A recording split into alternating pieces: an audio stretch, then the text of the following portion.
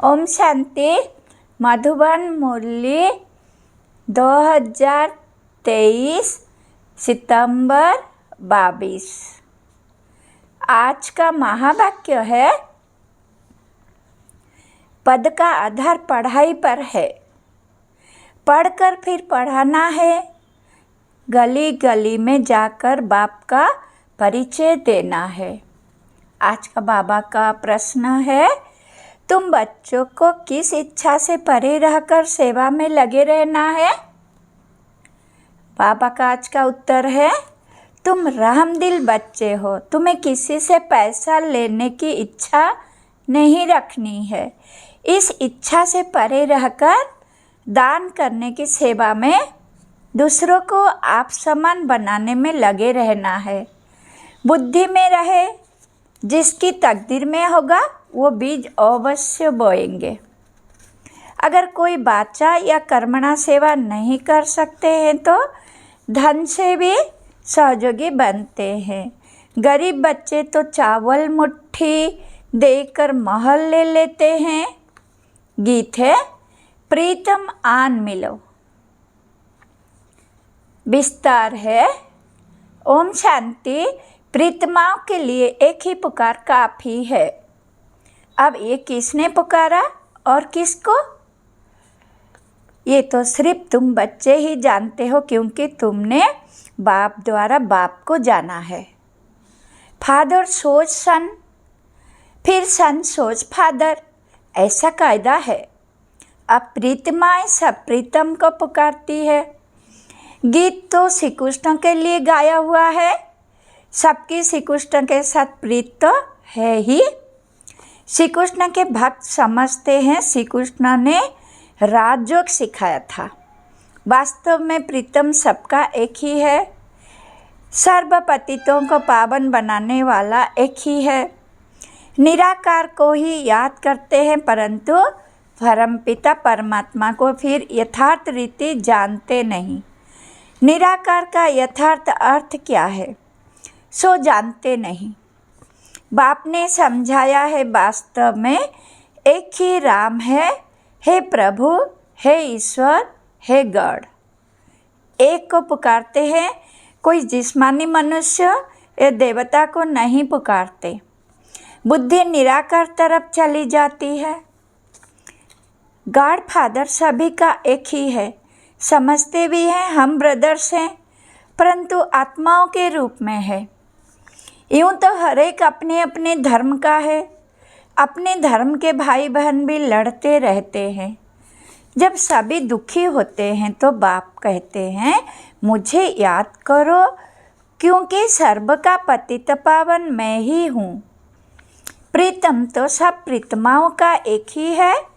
सजनी साजन को याद करती है, प्रीतमाएँ याद करती है। प्रीतम आन मिलो, आत्मा याद कर रही है। जिया बुलाए, बुलाने वाली तो आत्मा है ना, शरीर तो नहीं। जीव आत्मा, जी आत्मा से बात करती है।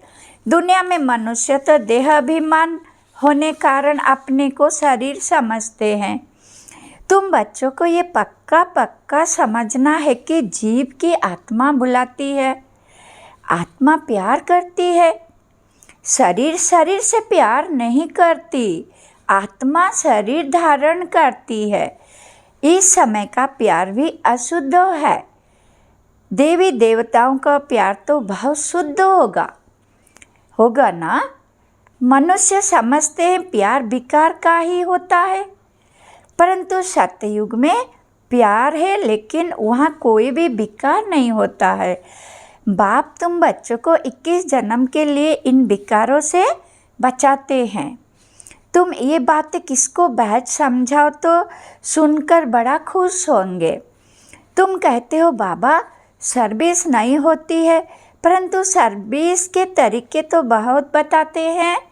अभी दशहरा आता है, देवियों की पूजा भी सब जगह होती है, तो वहाँ भी जाकर समझाना चाहिए। बाप की पहचान देनी चाहिए। वो है परमपिता परमात्मा निराकार बाप। हम आत्माएं हम आत्माएं भी मूल वतन में रहती हैं। वतन घर को भी कहा जाता है। हम आत्माओं का बाप भी वहाँ परम धाम में रहते हैं। बाप बच्चों को भेज देते हैं, ये भी ड्रामा अनुसार ऑटोमेटिकली चलता रहता है। उनको भी अपने समय पर आना पड़ता है। एक बाप है, बाकी सब है आत्माएं। ये है मनुष्य सृष्टि। उनमें देवी गुण वाले मनुष्य लक्ष्मी नारायण थे सतयुग में। बाकी कोई 8-10 भुजा वाले मनुष्य नहीं होते। ये कहाँ से आए? पूजा जहाँ होती है वहाँ तुमको इनोसेंट हो जाकर पूछना चाहिए, ये क्या है? रुद्र यज्ञ भी बहुत होते हैं। साहूकार लोग यज्ञ आदि बहुत कराते रहते हैं। तुम कहाँ भी रमण कर सकते हो। तुम रमता योगी हो। जो जिस जिस देश में रहने वाले हैं वहाँ सर्विस कर सकते हैं। ये कौन है जो इनकी पूजा होती है? क्या करते, क्या करके गए हैं, किसकी संतान है? ऐसे ऐसे बैठ पूछना चाहिए। फिर समझना चाहिए क्योंकि तुम्हें सबका कल्याण करना है। रहमदिल बनना चाहिए। मुफ्त पैसे बर्बाद करते रहते हो। बच्चों के लिए सर्विस तो बहुत है। अभी दशहरा आता है, उस पर समझाना चाहिए कि रावण को क्यों जलाते हैं। रावण का राज्य कब से कब तक चला, फिर विष्णु का राज्य कितना समय चला। ये है ब्रह्मा का दिन, ये है ब्रह्मा की रात। गवर्नमेंट को जाकर समझाना चाहिए बराबर। अब रावण राज्य है ना, वो है विष्णु संप्रदाय अथवा दैवी संप्रदाय, ये है आसुरी संप्रदाय। बड़े बड़ों को जाकर समझाना चाहिए, चित्र ले जाना चाहिए, कोशिश करनी चाहिए। ऐसा बाण मारो जो नाम वाला हो जाए। बनारस में बहुत बड़े बड़े टाइटल मिलते हैं सरस्वती आदि के। अब सरस्वती तो है जगदम्बा। भारतवासी सब जगदम्बा को मानते। जगत को चलने रचने वाले तो जरूर पिता भी होगा। जगत पिता ब्रह्मा और जगदम्बा सरस्वती कहते हैं ना। सरस्वती भी ब्रह्मा की बच्ची है, ब्रह्मा की मुख वंशावली है। ब्रह्मा को भी रचने वाला कौन? गाया जाता है शिव परमात्माय नमः, वो हो गए देवताय नमः। तो देवताओं का रचयिता वो शिव परमात्मा हो गया, उनसे वर्षा मिला होगा। तो तुम बच्चों को समझाने निकलना पड़े ना। जो जो अच्छे समझदार है उन्हें सर्विस करनी चाहिए। बाप तो गली गली में नहीं जाएंगे, ये बच्चों का काम है। सर्विस नहीं करते हैं तो समझेंगे सर्विसेबल नहीं है, तो पद भी ऐसा ही पाएंगे। भल बच्चे तो बने हैं परंतु पढ़ाई पर सारा मदार है। जो जास्ती पढ़ेंगे वो ऊंच पद पाएंगे। पढ़े हुए के आगे अनपढ़ भरी ढोएंगे। पुरुषार्थ ऊंच पद पाने का करना चाहिए। ये शिव बाबा सम्मुख समझा रहे हैं, बाहर वाले बच्चे भी समझेंगे। शिव बाबा मधुवन में मुरली चलाते होंगे। मुरली नहीं आती है तो बच्चे हैरान हो जाते हैं, सोचते हैं शिव बाबा की मुरली क्यों नहीं आई। क्योंकि शिव बाबा की मुरली से ही हमारा जन्म हीरे जैसा बनता है। मुरली तो रोज़ सुनना चाहिए। 7 रोज की मुरली भी अगर किसके पास जाए, वो बैठ पढ़े तो कितनी खुशी मिल जाए। पढ़ना जरूर चाहिए। कोई भी लूला लंगड़ा गूंगा भी ये पढ़ सकते हैं। कैसे भी बुखार में बीमारी में भी मुरली जरूर पढ़नी चाहिए। तुम सिर्फ बोलो तुमको 2 बाप है, तो जिसे वर्षा लेना होगा वो उसी समय इन 2 अक्षर से भी समझ जाएंगे। ये नॉलेज ही ऐसी सहज है, बाप को याद करने से सारा चक्र बुद्धि में आ जाता है।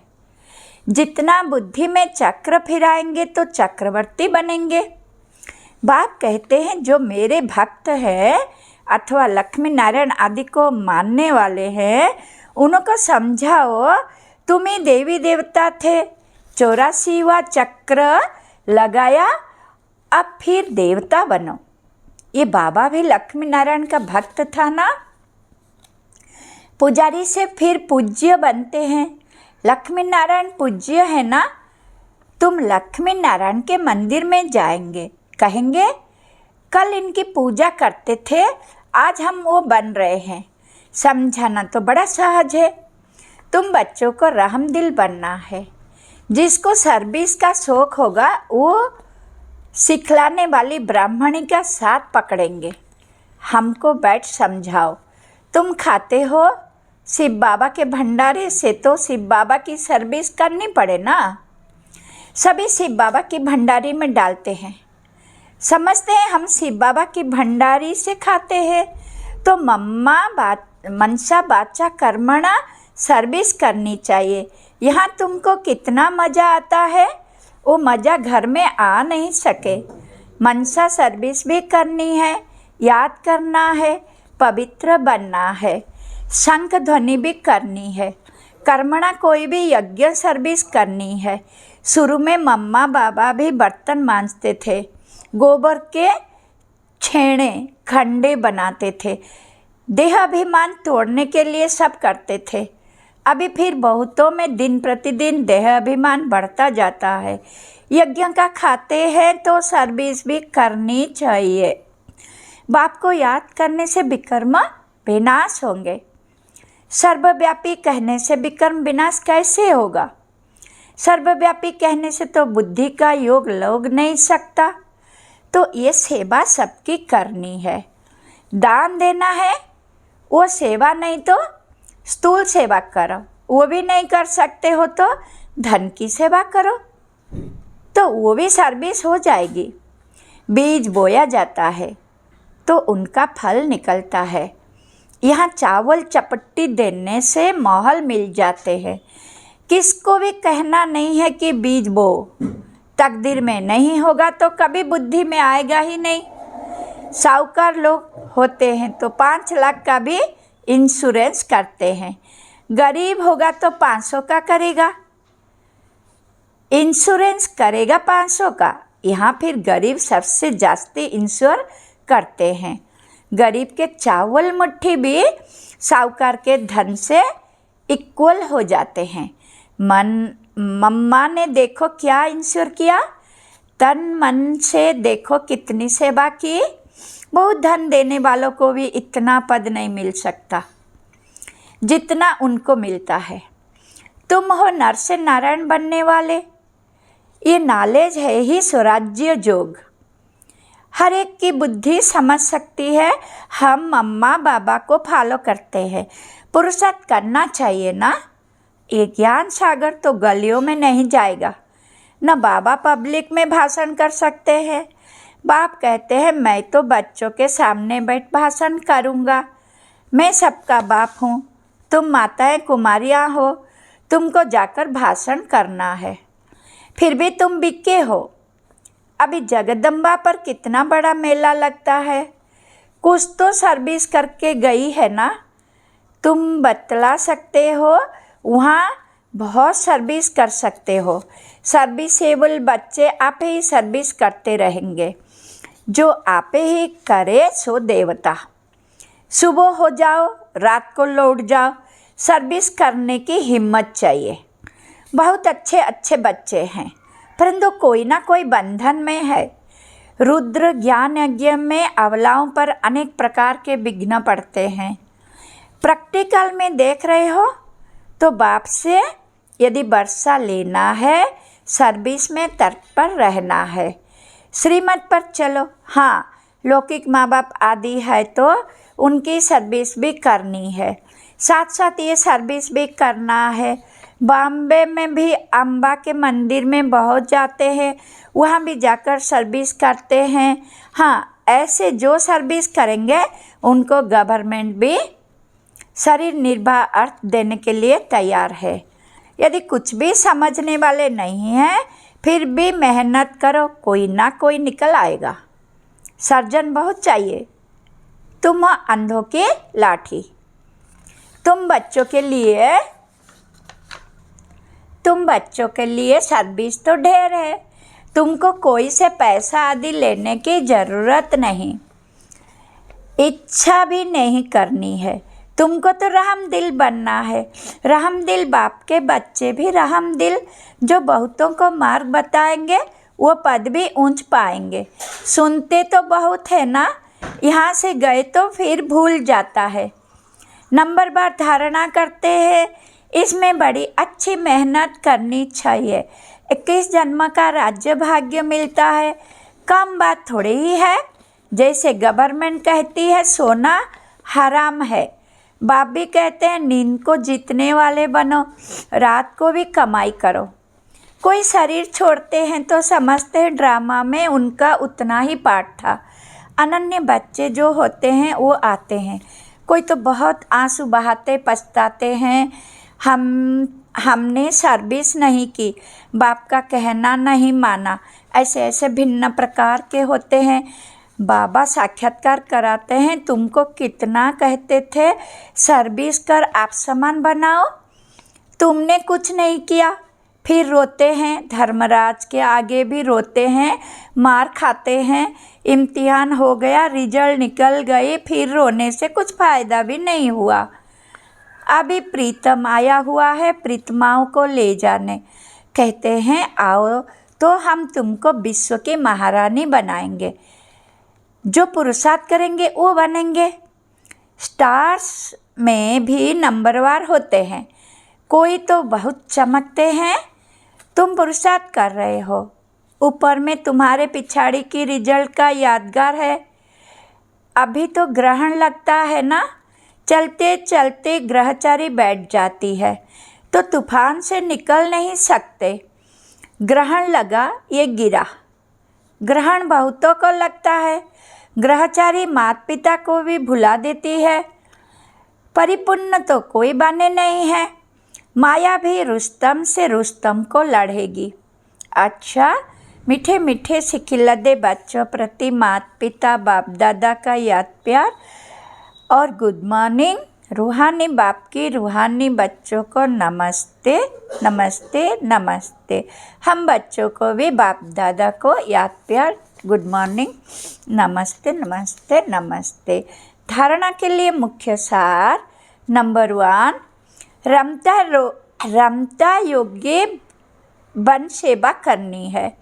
मनसा वाचा कर्मणा किसी भी प्रकार की सेवा में बिजी जरूर रहना है। नंबर 2, रात को जाकर कमाई करनी है, नींद को जीतने वाला बनना है। मुरली किसी भी परिस्थिति में जरूर पढ़नी है। आज का वरदान है, अल्पकाल के संस्कार को अनादि संस्कारों में परिवर्तन करने वाले वरदानी महादानी भव।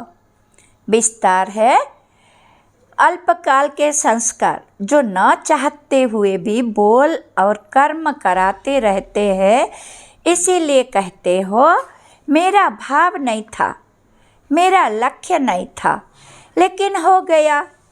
कई कहते हैं हमने क्रोध नहीं किया, लेकिन मेरे बोलने के संस्कार ही ऐसे हैं। तो ये अल्पकाल के संस्कार भी मजबूर बना देते हैं। अब इन संस्कारों को अनादि संस्कारों से परिवर्तन करो।